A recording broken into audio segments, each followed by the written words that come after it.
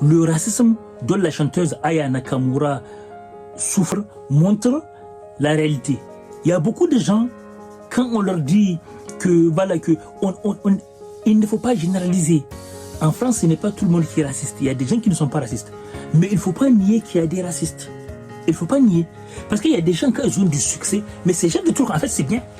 C'est très bien. Parce que ça rappelle aux gens la vérité. Parce que beaucoup de gens ne comprennent pas. On n'est pas contre la France.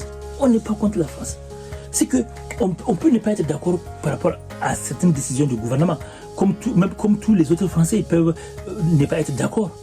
Mais un étranger aussi peut ne pas être d'accord avec certaines décisions du gouvernement. Mais il y a beaucoup d'Africains trop zélés, qui vont même te dire qu'il n'y a pas de discrimination. Ça, c'est la folie. Même le président français, Macron, a reconnu que la discrimination existe. Donc, comme ça, on peut aider les gens à améliorer leur situation. Mais il y a des Africains tellement barbares, fous, qui vont te dire qu'il n'y a pas de discrimination. C'est quoi cette folie? Et là, ce qui arrive à Aya nous montre la vérité. Les gens voient la vérité qu'on leur dit. La discrimination existe, mais seulement il ne faut pas généraliser. Il ne faut pas dire que tous les Français sont racistes. Non, il ne faut pas dire ça. Mais il ne faut pas nier que ça existe. Il ne faut pas nier. Ça rappelle aux gens la réalité.